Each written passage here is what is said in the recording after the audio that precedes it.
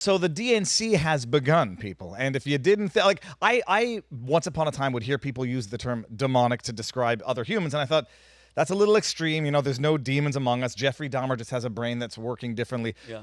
Watching the DNC, I mean, I don't know how else to explain it. So there was the rumor or a fake news. I thought it was fake news that there's an abortion mobile clinic on its way. It ain't fake. So Planned Parenthood shows up with their abortion bus, and we'll get to that in a second. Rivers something mobile.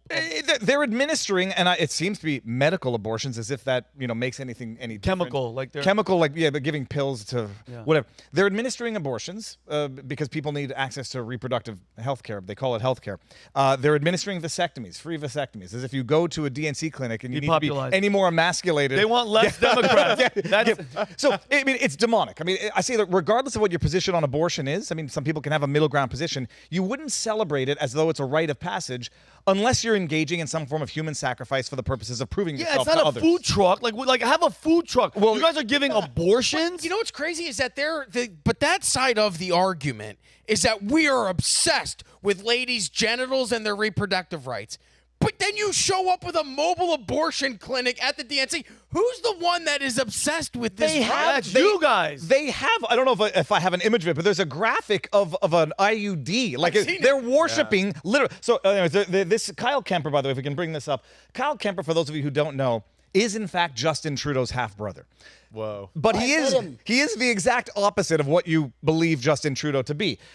He's an RFK Jr. super supporter, but he put this up and it's beautiful. I just want to give him credit where credit's due. I don't know if it's AI.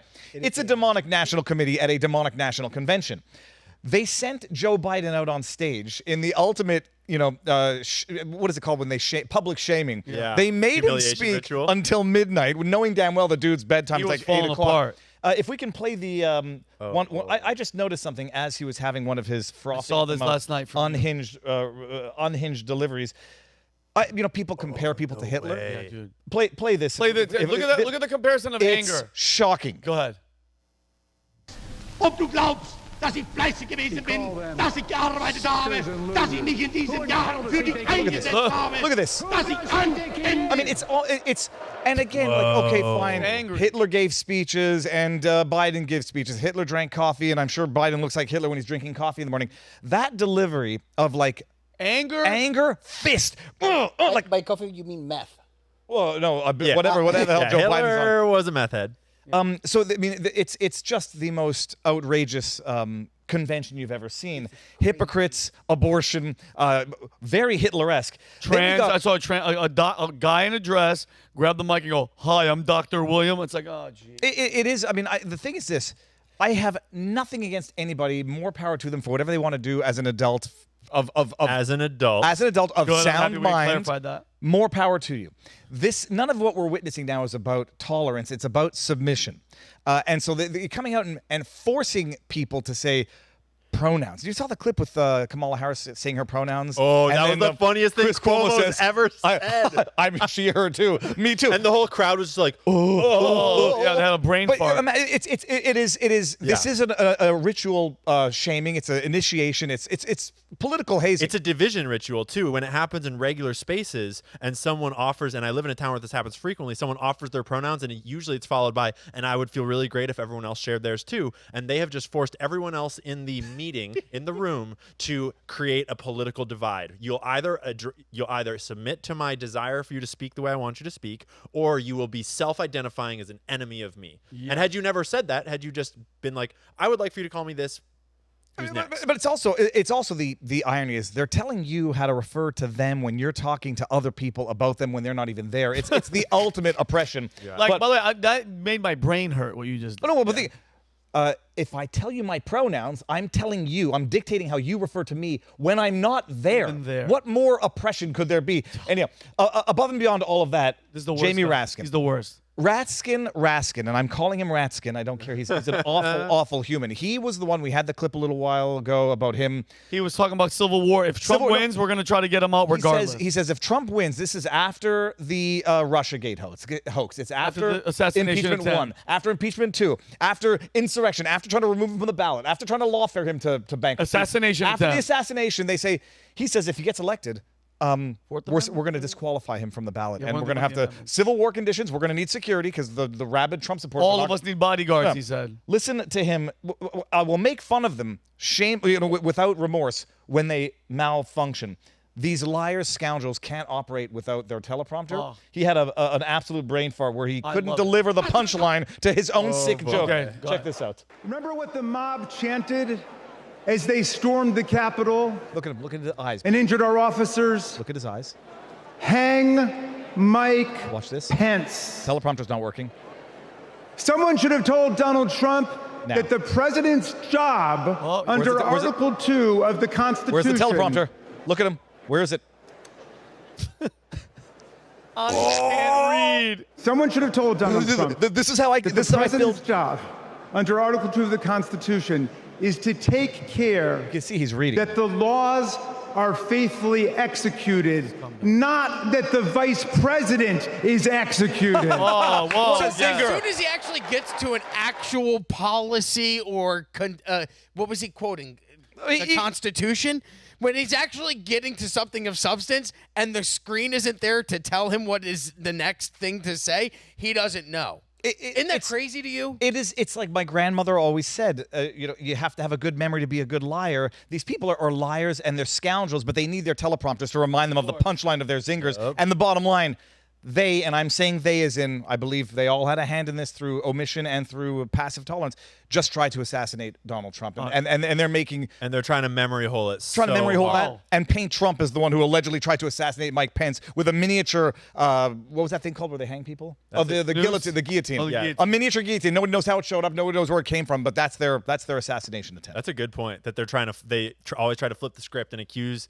As soon as they get caught doing something, they try to flip the script and run the news headlines of, "No, you're trying to do that thing." I mean, and that way the news can flood it. Google Well, and can then change that's it. how they weaponize these SEO, because then, okay, Trump assassination becomes the Mike Pence story, and not when Trump got shot in the face. And then you tried to pin it on Iran, but because it all went wrong, you can't actually pin it on Iran. So when Bibi's very convenient speech that's already scheduled for a week later comes in, his whole script that's written that has him pinning it on Iran doesn't quite make as much sense anymore, but he still ran with it and gave that speech. Have you ever thought about that timing? Oh, that's actually holy shit. Yeah. In fact, No, you remember that? The explosives part of it, like the explosives part, has been memory hold of the crooks. He Like, had if this- bombs in his car. I mean, allegedly, but His yeah, encrypted phones and bank accounts that like no social media presence. Like what 21? bull like, crap. Let me Yeah, explain. bull crap. Yeah, yeah. Assuming but he was actually the one on the roof. Like we really don't even have Him on the confirmation by the way, of that yet. they Like, sprayed the roof down. Yeah. They cremated Cremated the his body body, without, freed Congress wanted to look at the cleaned his home. They said that they walked in, it looked like a medical experiment. So had been my done. understanding, and Ian, if anybody's got any theories on this, my understanding about that is that he was using something about polishing material to make the bombs. I mean, I'm not sure if that's what was going on. well, like that's assuming that he was making. Like, why are we going to believe them when they tell us that he was making the No, bombs? and not now that we know that this kid was training at a shooting range with Secret Service and That'd be law like enforcement Oswald everywhere. was going to the range with the Secret Service that Yeah. was called off JFK. Well, Field. Oswald That- was a CIA agent. Like Oswald was literally a worked for the CIA CIA. operative. Like Well, they got him the job in that building. I'm predicting this. I predicted it a while back, especially when that jerk during his congressional hearing said Crooks wasn't in our FBI holdings. bullshit. There's going to have been meaningful crossover. It's going to come out sooner than later. My hypothesis. But about the accusing your adversary of doing what you're doing so as to create confusion, propaganda, whatever. It was a Joseph, to go full circle to Hitler, it was a Joseph Goebbels Nazi propaganda tactic. In addition to tell a lie so big that nobody would believe a decent person would make a lie so big so they'll believe it. That's it. Accuse your adversaries of doing what you are doing so as to create confusion, and the Democrats, my goodness, they do it amazingly. And speaking of hypocrisy, I feel like Keemstar, roll it. Yeah.